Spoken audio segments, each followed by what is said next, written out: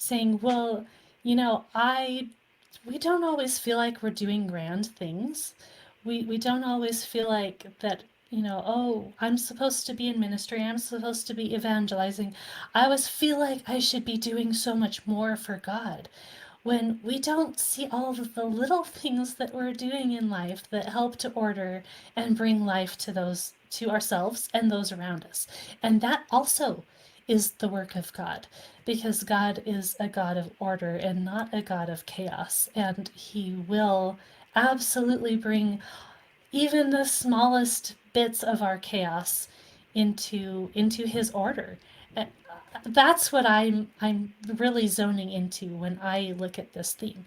Like, I love the big pictures because it helps me to see the smaller pictures in my life and to see what those actually play out, and what that means. Like, you know, what is the purpose of life, and why did God come into the creation in for us?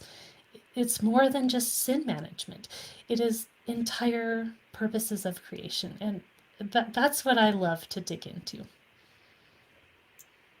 And that's so beautiful that God chose a no one like me to make me someone in his image so that I won't be no one anymore, but someone precious.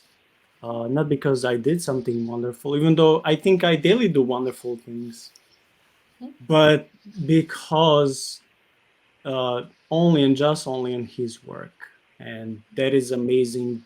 When I talked, I didn't plan mentioning this, but when I have discussed uh, recently with three guys who approached me at my work who tried to emphasize so much Sabbath and that you are not saved if you're not following 10 commandments, like almost blindly, especially when it comes to Sabbath. Then they came with all these conspiracy theories with the Council of Nicaea and Emperor Constantine changing Sabbath from Saturday to Sunday and all these crazy ideas. I saw even more, and also recently listening to some testimonies of former Muslims who converted to Christianity. I see one similar pattern in both of these Sabbath keeping people. And I'm not against Sabbath keeping people, but if you keep Sabbath for salvation and if you break it, you're doomed to hell, then that's a problem. So I see the same pattern in these people who were former Muslims and these people who would say that if you don't follow Sabbath, you may go to hell. Man, I see so much work, emphasis on yourself, so much stress. I wouldn't be able to live my life as a Christian knowing that my salvation depends on me, knowing that today I didn't pray enough, I didn't read enough, I didn't give enough, I didn't rest enough, I didn't love enough, I didn't do gazillion other things because it's always do, do, do, do, do, do, do, do, do, do, do, do. And I, just like everyone else, keep failing, but on the other side see Jesus and his finished work, and I can rest on that knowing that he accepts me the way who I am, and he doesn't want to leave me who I am. He wants to change me, keep transform me into the likeness of his son, of Jesus.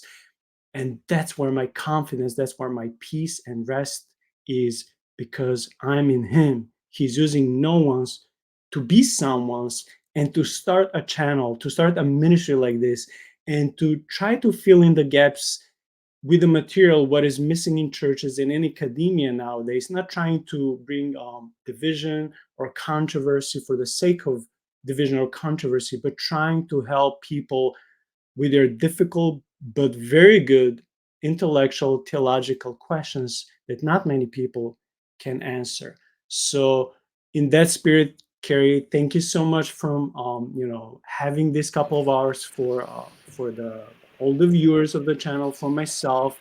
My nerd level just went up. I learned from you. I learned from these scholars. Whenever I learn, I'm as happy when I spend time with good books and with people who are similar to me, like yourself.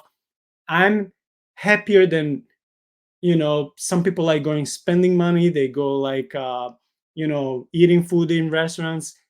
I This is what actually make me joyful, and especially knowing that this digital content, all these videos will be available there online for people to come for a long time, and hopefully it will bless them and teach them. And as one of the purposes of the channel is to bring people to Christ, who are new believers or skeptics, but when it comes to the people who are already in faith, to strengthen their faith and to understand, hey, it's okay if you have questions, it's okay if you have doubts, it's okay if you don't understand. There's so many things we don't understand. That's why we buy books, that's why we read articles, that's why we have this late at night videos, and YouTube live chats, so we can try to dig into some of the things and come up with solutions.